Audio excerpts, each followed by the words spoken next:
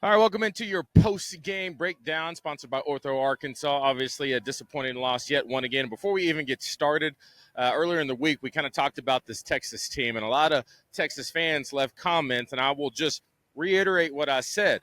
If you're a Texas fan and you're looking to make a big run in the playoffs and win a national championship, just stop already. Texas is not that great of a football team. They are good. Don't get it twisted. They're a good team, but great number 3 in the country.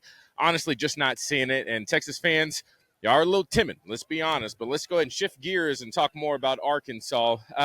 This is one of those weird games where I feel like the tape Monday morning when we have our breakdown, it's going to be very tough to see because I already can point out a few plays right now in the back of my mind that if you just take care of a few mental mistakes, you're going to see more points on the board. You're going to see more drives stay alive. You're going to see sacks not taken, putting yourself behind the chains. And I'll be honest, it's going to be very tough to see because what we're going to realize is that Arkansas legit could have won this football game against the number 3 team in the country. But I'll just start off by saying a lot of the comments I've seen during the game, especially on Twitter, about the offensive line. When we're in the press box and watching this go live, we really can't see too many replays, but a lot of people ask me to talk about, I guess, their poor performance. But to be honest, before looking at the tape, from what I saw that Talon really did have a little bit more time in the pocket that he's had all year long, just really hesitant and then giving up some very unfortunate sacks and putting the team behind the ball. Now, like I said, I know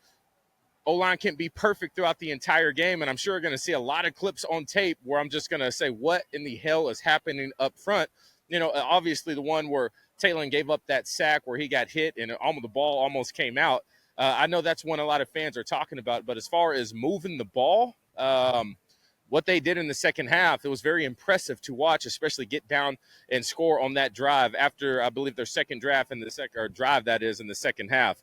But just to get on our defense, very impressive what they did. And we said this even in our pregame show talk a few days ago.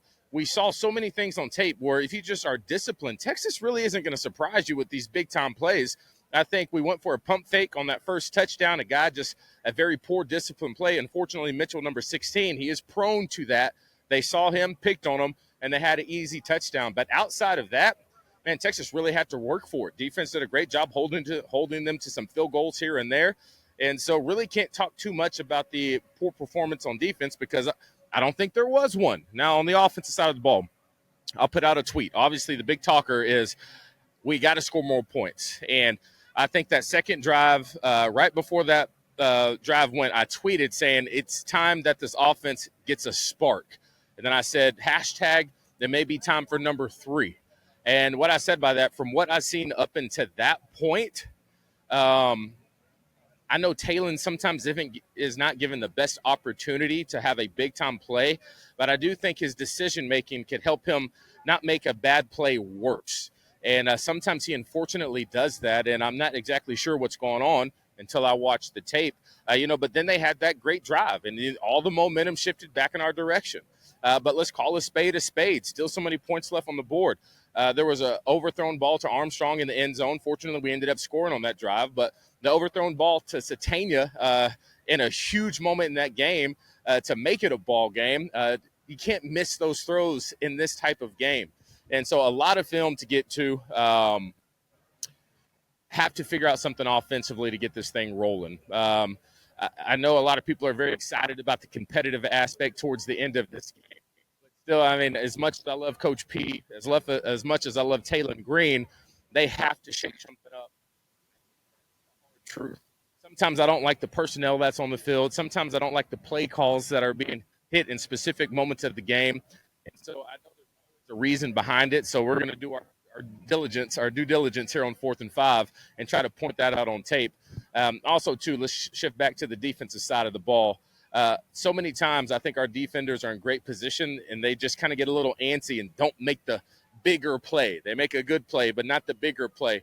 Too many times there should have been an interception that yours just laid it up for our guys and we weren't able to capitalize on him. And I know the deflating play of the game was when our freshman receiver fumbled that ball. And big time moments like that, a guy that I didn't see much of on the field all day, to throw him in a situation like that, that's when they're thinking 1,000 miles an hour. And then I wasn't the biggest fan of that personnel decision. No knock on the guy. I'm sure he's doing great. But a lot of tape to get to. We'll be breaking that down Monday, so make sure y'all tune in. It's going to be a very hard watch. I'll be honest with that one, just because I'm about to show you a whole bunch of things come Monday morning that lets you know that Arkansas should have won this football game. Appreciate y'all watching 4th and 5. And once again, Texas fans, calm down with all this national championship talk. Let's be real. They're not that good. They don't play nobody. You're going to find out. Y'all have a good one. See y'all Monday morning.